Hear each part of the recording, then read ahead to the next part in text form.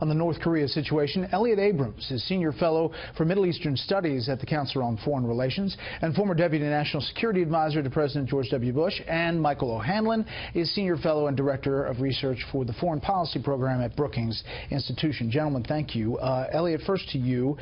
Your thoughts of how this North Korea situation is unfolding and China's role here. The analysis of the administration is pretty clear. We've got to stop kicking the can down the road. We can't do that anymore. We've got to act. The diagnosis seems to be they're going to get a long-range missile that can hit us unless we persuade China to do something about it. And the president has offered them trade benefits if they're willing to do something about North Korea. What isn't clear is what happens if the Chinese can't or won't. And you do begin to hear some of the saber rattling now. The words coming from people like General Mattis, General McMaster, have been pretty tough about North Korea. So it looks as if the president wants to solve this, realizes he's got to solve it. And if the Chinese won't, we're getting to the edge here. You have this unique situation, Michael, where you've got the UN ambassadors to the United Nations at the White House today. You've got Secretary of State Rex Tillerson. He will convene and head up the UN Security Council on Friday. It seems like they're making a move towards the UN to get some resolution, perhaps. And the UN obviously is not something President Trump, as a candidate, talked a lot about positively. Right. Well, the military options are so unappealing that this is what you're led to do. And the way you ask China to help is partly by the Xi and Trump relationship, which I'm impressed by. I think President Trump's been doing a good job working that relationship. But you also need some friends to remind China this is the right thing, and also friends to send the message, China, if you don't tighten up the screws a little bit here, the world may put some economic pressure on you, not just on North Korea, but on the Chinese firms and banks and other entities that are doing business with North Korea. That's the way the Iran sanctions process went. Whether you like the deal or not, a bipartisan consensus in the United States wanted to apply pressure on Iran with many foreign partners just that exact way. We haven't really done it yet against North Korea, and the way to do it is through China. And if China doesn't want to do it, we have to help persuade them to do it. Yeah, and Kim Jong-un,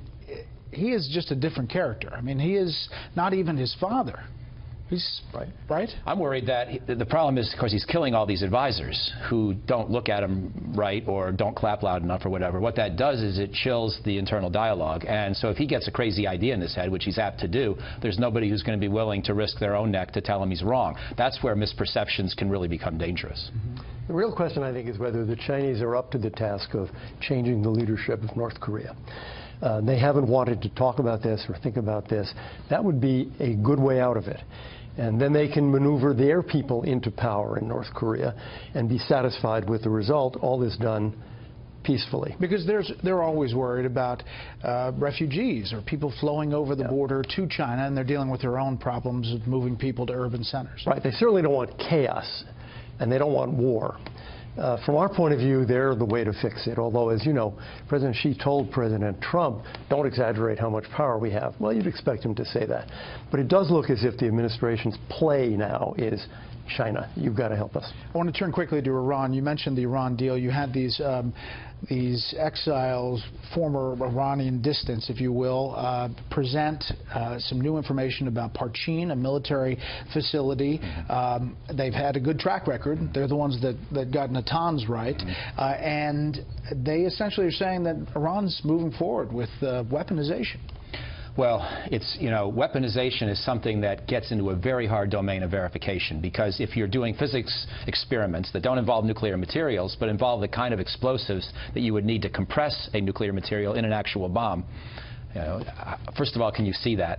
Second, it's pretty hard to completely outlaw that, because the Iranians could always say, you know what, we're doing this for other reasons too, not just for bomb research. So this gets to be one of the toughest issues to actually assess compliance. And the Iran deal says we can't look at military facilities. No, that is written out. No, what we're finding, I think, is how far the Obama administration went, how much they leaned to get that Iran deal done. And now more and more is coming out about the price we've paid in seeing Iran move more quickly toward the ability to build a bomb.